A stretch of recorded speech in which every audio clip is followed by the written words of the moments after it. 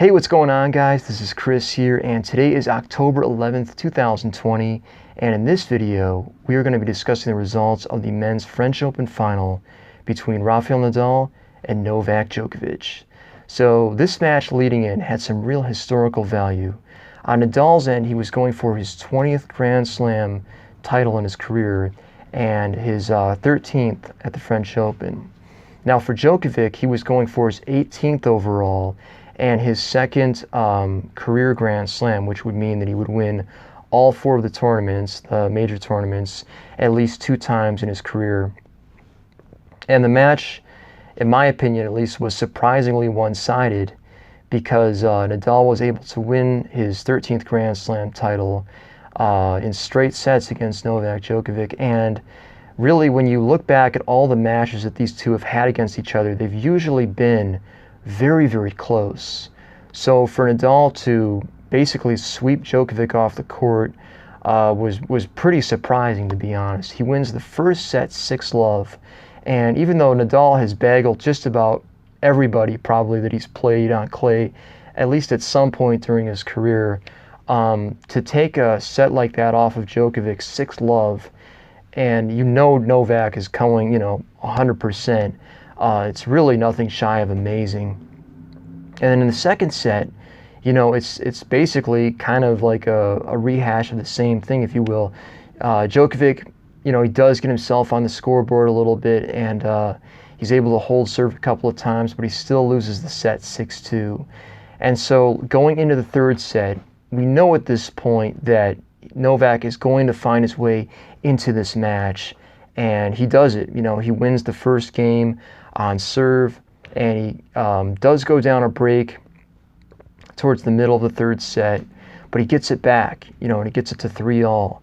And now it's alternating between Nadal and Djokovic, who's going to break first, basically. And you kind of get this feeling at this point that if Djokovic can just get that break and he can consolidate it and win the set, he can maybe find his way into this match a little bit. And unfortunately, in Novak's case, he loses serve at 5-all, and Nadal is able to serve out the set in the match to win his 13th Grand Slam at the French Open. And the first thing I want to talk about is that this is Nadal's 13th Grand Slam at Roland Garros. 13 titles he's won in his career. I mean, that is an amazing accomplishment at any level. I don't care if it's Challenger, ATP 250, ATP 500, Masters Series, whatever, you name it.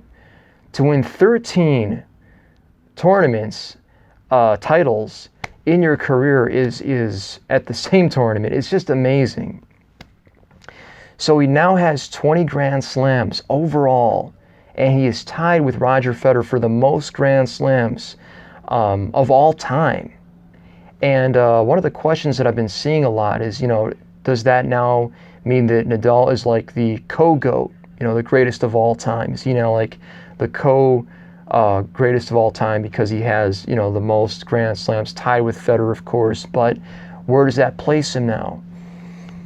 And my feeling on it is that it's pretty difficult at best, really, to compare players from different eras, because if you look at the greatest of all time argument, you've got Rod Laver, who won the career Grand Slam twice in his career, once on the amateur circuit and once on the professional circuit. And then you've got, Bjorn Borg, who had 11 Grand Slams and retired when he was 25 years old. And you've got Pete Sampras, who had 14 Grand Slams. And there's other players as well that could really factor into this argument. Djokovic could factor in this argument. I mean, the guy has 17 Grand Slams and a winning head-to-head versus Federer and Nadal.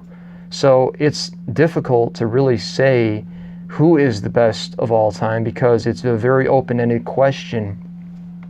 And my feeling on it, is that it's definitely an incredible accomplishment for Nadal.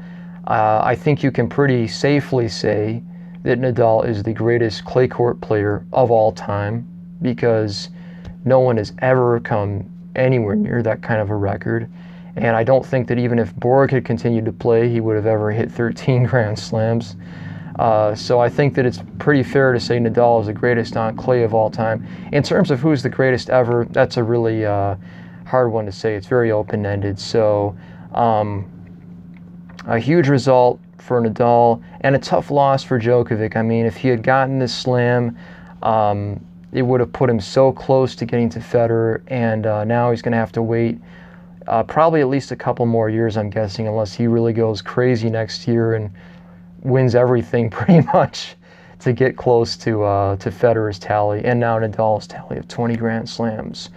But anyway, guys, that does it for my thoughts on the men's French Open final. And before I go, I would love to hear your thoughts on what you thought of the men's French Open final. And also, if you guys enjoyed this video, then please feel free to give us a like and also subscribe to this channel. Thanks again for watching, and I will see you at the next one. This is Chris, signing out.